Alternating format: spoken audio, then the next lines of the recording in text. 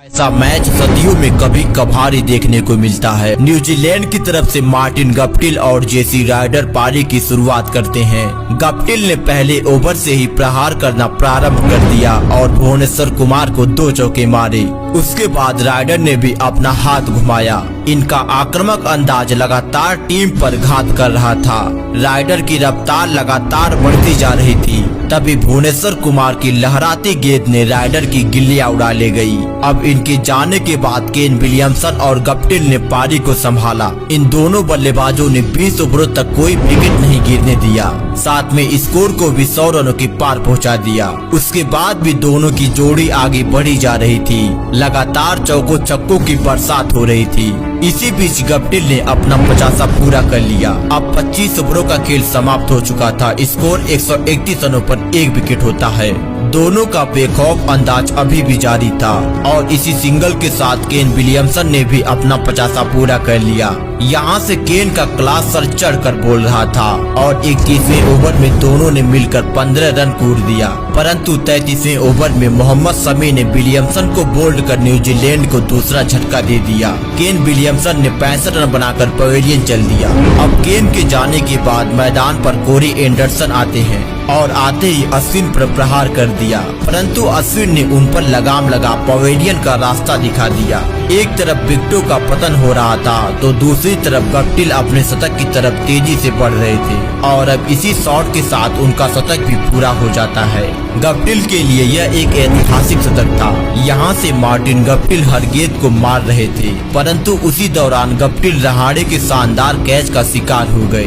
Guptill ने 111 run बनाए। इनके जाने के बाद ब्रेंडन मैकुलम मैदान पर आते हैं, परंतु वो भी इनके पीछे पीछे पवेलियन चले जाते हैं। अब 40 ओवर की समाप्ति पर स्कोर 233 रनों पर 5 विकेट होता है। यहाँ से लोगों का मानना था कि न्यूजीलैंड 340 के ऊपर का स्कोर बनाएगी, क्योंकि अब 10 ओवरों का खेल बाकी था और रोची और राज टेलर लगातार बाउंड्री पर बाउंड्री लगाए जा रहे थे। भारत के सभी गेंदबाजों को आड़े हाथ ले रहे थे, लेकिन उसी बीच टेलर रहाड़े के शानदार थ्रो का शिकार हो गए। टेलर के जाने के बाद भी रोची अपना राज बनाए रखा और लगातार बड़े बड़े शॉट लगाए जा रहे थे। आज रोची को रोक पाना बेहद ही मुश्किल लग रहा था, परंतु लगातार दूसरी तरफ से विकेट गिर रहा था, जिसके दबाव में रोची भी आउट हो गए। रोची ने मात्र 20 गेंदों पर 38 रन बनाए। अब भारतीय टीम मैच पर पकड़ बना ही रही थी कि तभी टीम सऊदी ने करे पर पानी फेर दिया और अपने द्वारा लगाए गए बड़े बड़े शॉट से अपनी टीम को 300 रन के पार पहुंचा दिया। सऊदी एक प्रॉपर बल्लेबाज की तरह बल्लेबाजी कर रहे थे। सऊदी एक बेहद ही शानदार पारी खेलकर आखिरी गेंद पर रन आउट हो गए। तब तक न्यूजीलैंड टीम 314 रनों का टोटल खड़ा कर चुकी थी। भारत को इस सीरीज में बने रहने के लिए यह मैच हर हाल में जीतना था, क्योंकि पिछला दोनों मैच भारत बुरी तरह से हार चुका था। ऐसे विपरीत हालात में रोहित शर्मा और शिखर धवन पारी का आगाज करते हैं और पारी के दूसरे ही ओवर में रोहित शर्मा ने एक छक्का लगा दिया। उसके बाद धवन ने भी अपना हाथ खोला। ये दोनों खिलाड़ियों ने भारतीय टीम को एक शानदार शुरुआत दिलाई। रोहित तो आज अलग ही अंदाज में खेल रहे थे। एक तरफ रोहित का राज था तो दूसरी तरफ धवन का धमाका था। शिखर धवन कभी क्रीज के अंदर से शॉट लगाते तो कभी आगे बढ़कर चौका छक्का लगाते।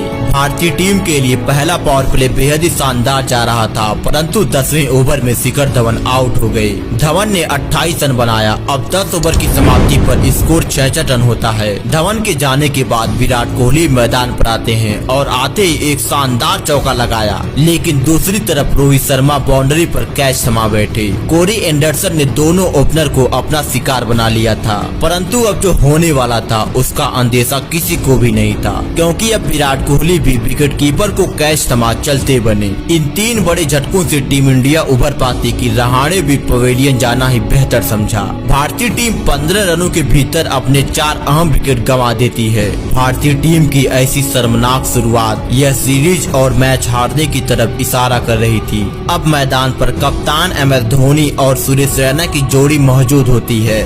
इस जोड़ी ने कई बार टीम को संकट से बाहर निकाला था और आज भी इन दोनों से पूरा देश एक ऐसी ही पारी की उम्मीद कर रहा था और इन दोनों बल्लेबाजों ने अपनी जिम्मेदारी को बखूबी निभाया और टीम को संभाला भी और स्कोर को 100 रनों के पार पहुंचाया। अब 20 ओवर की समाप्ति पर स्कोर 97 रनों पर 4 विकेट होता है। इसके आगे का सफर इन दोनों के कंधों पर ही होने वाला था क्योंकि यह बल्लेबाजी की आखिरी जोड़ी थी और रैना धोनी की जोड़ी ने इस सफर को सुहाना बनाने का भरपूर प्रयास किया, परंतु 28वें ओवर में सुरेश रैना विकेट कीपर को कैच थमा पवेलियन चल दिए। सुरेश रैना ने शानदार 31 रन बनाए। रैना के आउट होने से यह मैच भारत के पकड़ से बाहर जा रहा था।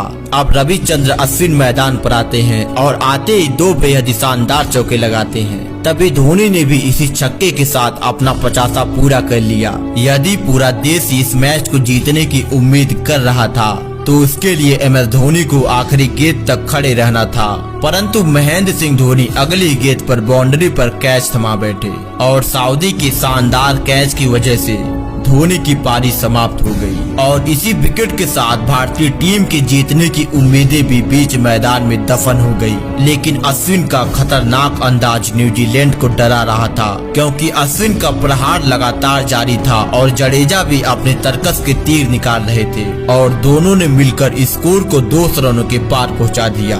जिस तरह से ये दोनों अपने खेल को आगे बढ़ा रहे थे उस हिसाब से भारतीय टीम से जीत ज्यादा दूर नहीं थी, परंतु यहाँ पर एक भी विकेट गंवाना मैच गंवाने के बराबर था। अब 40 ओवर की समाप्ति पर स्कोर 231 रन होता है और अभी भी 60 गेंदों पर 84 रनों की दरकार होती है। इसी दौरान रविचंद्र अश्विन ने अपना अर्धशतक भी पूरा कर लिया। अश्विन ने महज 35 गेंदों पर अपना 50 पूरा किया। जडेजा अश्विन की जोड़ी गेंदबाजी के लिए जानी जाती थी, परंतु आज दोनों अपने बल्ले से योगदान दे रहे थे। लेकिन जब 32 गेंदों पर 46 रनों की जरूरत थी तभी अश्विन आउट हो जाते हैं। अश्विन ने महज 46 गेंदों पर 65 रनों की तूफानी पारी खेली और अश्विन के जाने के बाद ऐसा लगा टीम इंडिया अब हार चुकी है।